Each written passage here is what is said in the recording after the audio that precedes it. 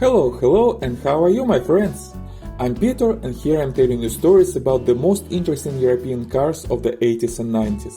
Today, we're talking about one of the most unusual and rarest Aston Martin cars of the 80s, Aston Martin V8 Zagato. But before we start, thank you very much for watching and commenting on my videos and for subscribing to my channel. I really appreciate your trust. And if you are not subscribed yet, please subscribe to stay tuned and not miss new videos. Thank you so much, and let's get back to the car. Aston Martin V8 Zagato was produced from 1986 to 1990, and only 89 cars were built, 52 coupes and 32 convertibles V8 Volante Zagato. The coupes were built first and were sold to VIP customers of Aston Martin. Rumor has it that when Aston Martin decided to build a convertible version, the owners of the coupes were not happy because they thought that additional cars would dissolve the rarity of these cars and decrease their price. So Aston Martin built only 37 of Volantes, and the first of them was built for the Prince of Wales and now the King Charles III. V8 Zagato was built on the basis of Aston Martin V8, and I think we should briefly take a look at the story of the V8 too, to see where it all came from. At the end of the 60s, Aston Martin was looking to replace its famous Grand Tourer DB6 with a new model, more modern and powerful, with a V8 engine. In 1967, it resulted in the launch of Aston Martin DBS, first with a 4-liter inline 6-cylinder engine, and later in 1969 with a 5.3-liter V8, known as Aston Martin DBS V8. 3 years later, in 1972, the 6-cylinder engine was dropped, as well as the DBS name, and the car was now called simply Aston Martin V8. And this car was produced until 1989, with updates in 1973, 1978 and 1986. In total, just over 4,000 V8s were produced. It was a really good car, beautiful, charismatic, luxurious, powerful and fast. The engine produced over 300 horsepower, a top speed of over 230 km or 145 miles per hour, and 0 to 60 miles per hour in less than 6 seconds. At different times on different markets there were weaker versions of this engine due to emission regulations, but they all still stayed way over 200 horses, which was just great for the 80s, and they still were luxurious and beautiful. In 1977, a performance version of the Aston Martin V8, the Aston Martin V8 Vantage, was introduced with the same 5.3-liter V8 engine, which was updated with bigger valves, bigger carburetors, different camshafts, and increased compression ratio. As a result, the Vantage had an estimated power of 390 horses, which later was increased up to 403. Also, a bigger 6.3-liter engine was available for the Vantage with 450 horsepower.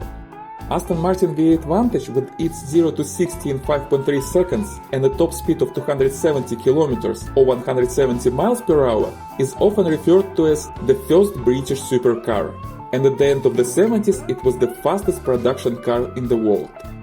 In 1986, the 5.3 V8 Vantage got an optional performance package with bigger carbs and straight-through exhaust system, giving it 432 horny ponies. And here we come back to the Aston Martin V8 Zagato, because that car had exactly the same engine and was built on the basis of the V8 Vantage, with shortened wheelbase and 2 seats instead of 4.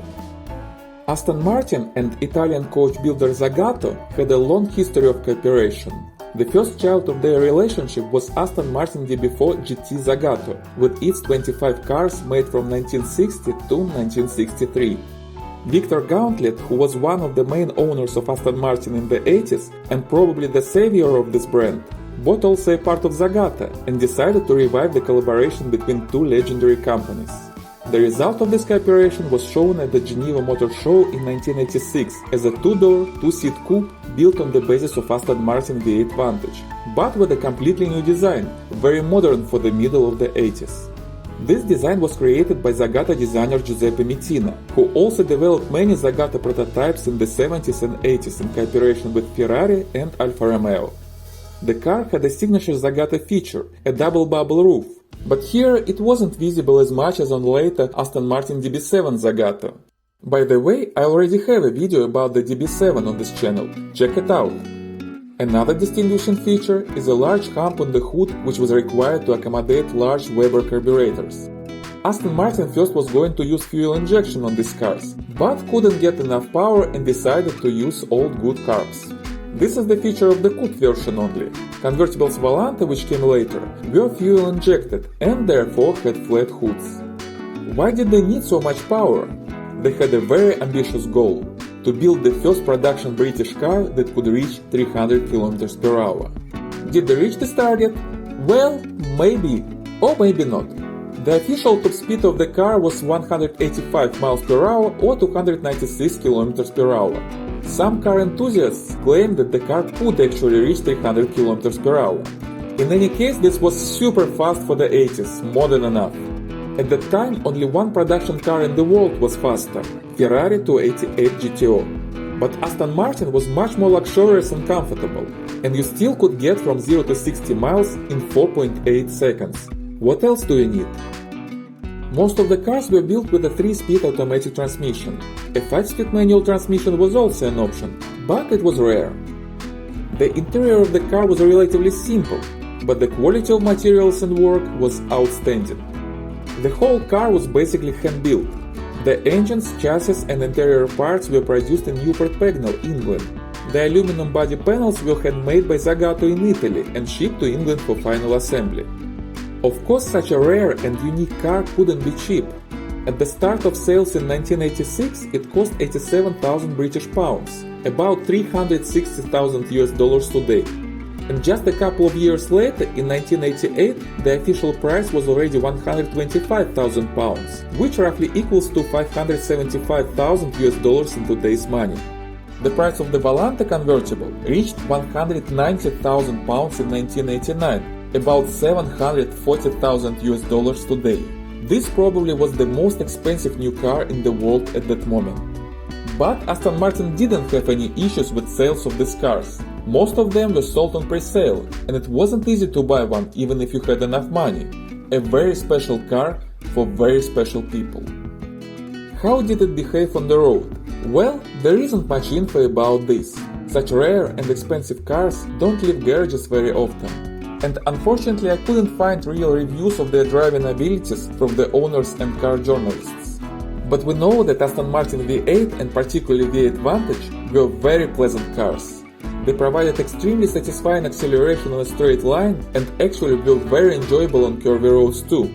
The Zagato version was almost 400 pounds lighter and had a shorter wheelbase, so I suppose it should give a driver even more fun and joy.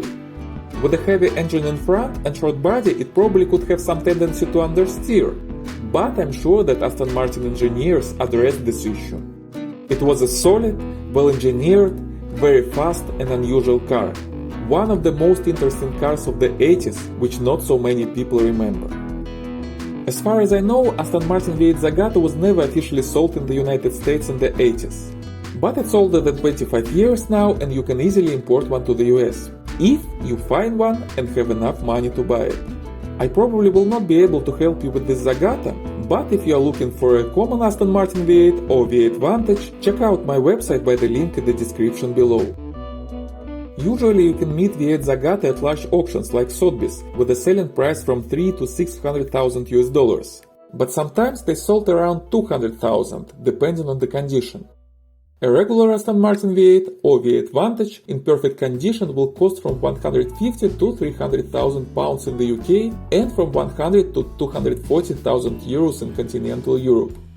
Of course, you can find much cheaper versions in a not so great condition as a project car for rebuild and restoration, if you have good connections in European car communities. And if you don't, we can probably help.